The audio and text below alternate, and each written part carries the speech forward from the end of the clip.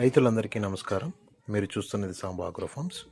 ఈరోజు మన టాపిక్ ఎండుగడ్డితో పొట్టేలు పిల్లలు పెంచవచ్చా? ఈ ప్రశ్నని చాలామంది యూట్యూబ్ కామెంట్స్లో అడిగారండి. అందుకోసమే ఈ వీడియో చేస్తున్నాను. మా ప్రాంతంలో ఉండే పొట్టేళ్ల ఫామ్లో ఎక్కువగా చాలామంది ఎండుగడ్డితో మాత్రమే పొట్టేలు పిల్లలు పెంచుతారు. కాబట్టి ఎండుగడ్డితో ఖచ్చితంగా పొట్టేలు పిల్లలు పెంచవచ్చు. మంచి గ్రోత్ కూడా వస్తాయి.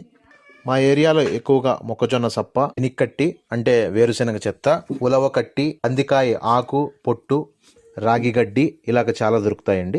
సో దొరికినప్పుడు రైతులందరూ వాళ్ళకి ఎంత కావాలంటే సంవత్సరానికి ఒక ప్లాన్ చేసుకొని లేదా 6 నెలలకు ఎంత కావాలని ప్లాన్ చేసుకొని కొనుక్కొని మొత్తం స్టోరేజ్ చేసుకొని పెట్టుకుంటారు.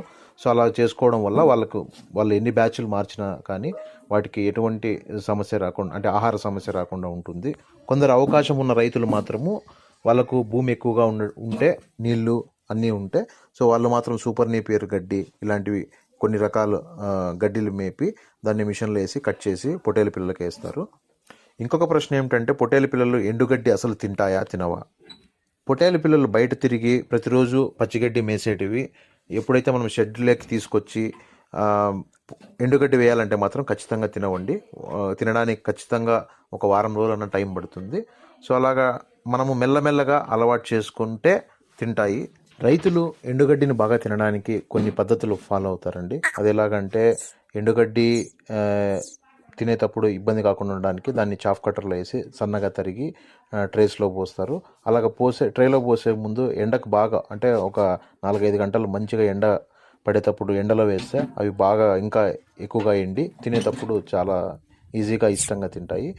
కొన్ని సందర్భాల్లో అసలు తినకపోయినప్పుడు ఏం చేస్తారంటే ఆ ఎండుగడ్డి పైన ఉప్పు నీళ్ళు, అంటే ఉప్పు కలిపిన నీళ్లు వాటిపైన చల్లడం వల్ల అది ఉప్పగా మారి అవి తినడానికి కొంచెం టేస్ట్ ఇంక్రీజ్ అవుతుంది. సో దానివల్ల కూడా తింటాయి.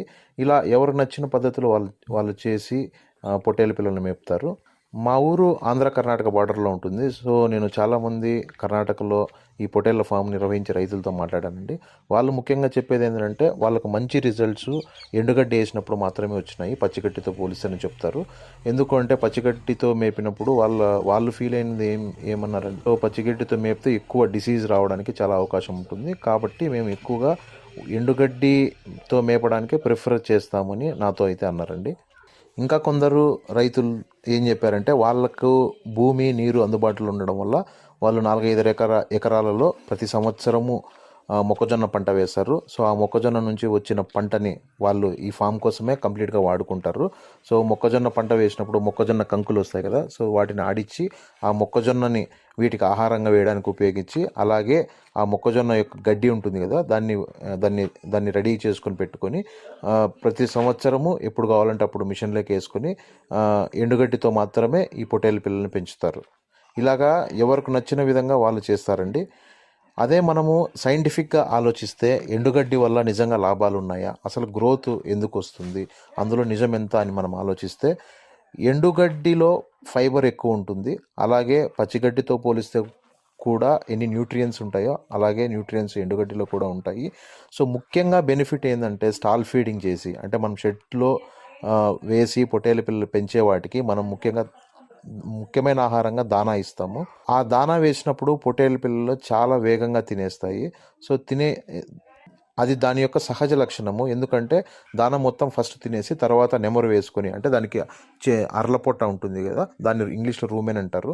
సో త్వరగా తినేసి తర్వాత దాన్ని బయటికి తీసి నెమరేసి మళ్ళీ లోపలికి పోతాయి. సో దానా వేసిన తర్వాత మనం ఎండుగడ్డి వేస్తే సో దానివల్ల ఫైబర్ ఉండడం వల్ల అది బయటికి తీసినప్పుడు ఆ ఎండుగడ్డిని నమలడానికి ఎక్కువసార్లు ప్రయత్నం చేస్తుంది. సో ఎప్పుడైతే ఏ జీవం అయితే ఎక్కువసార్లు నమలడానికి ప్రయత్నిస్తుందో అందులో సలైవ అంటే లాలాజలము ఉత్పత్తి అయ్యి ఆ లాలాజలం వల్ల జీర్ణక్రియ బాగా జరిగి తిన్న దానా లేకుంటే గడ్డి అన్ని శరీరానికి వంట పట్టడానికి చాలా ఎక్కువ అవకాశం ఉంటుంది. సో జీర్ణక్రియ బాగా జరిగితే తిన్న ఆహారము బాగా జీర్ణమయ్యి బలం రావడానికి చాలా అవకాశం ఉంటుంది.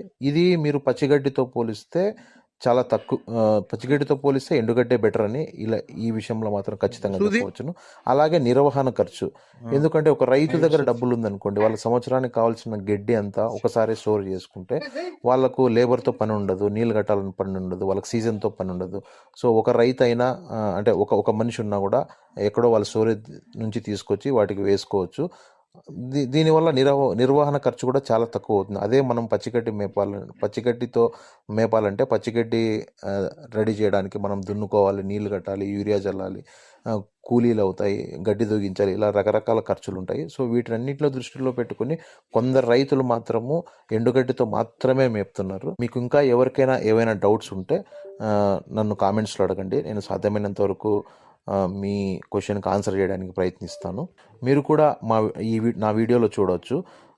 ట్రేలో ఎండుగడ్డిని మేస్తున్న పొట్టేలు చూడవచ్చు. అట్లాగే నేను చూపించాను మేము ఎలాగ ఇంట్లో స్టోర్ చేసుకుంటాము ఎండుగడ్డి. సో ప్రతిరోజు ఎలాగ ఎండేస్తాము. సో ఈ వీడియోలో అంతా మీరు వీడియో రూపంలో చూడొచ్చండి. మీకు ఈ వీడియో నచ్చినట్లయితే సబ్స్క్రైబ్ చేయండి, అలాగే ఒక లైక్ కూడా కొట్టండి. Thank you so much. Bye.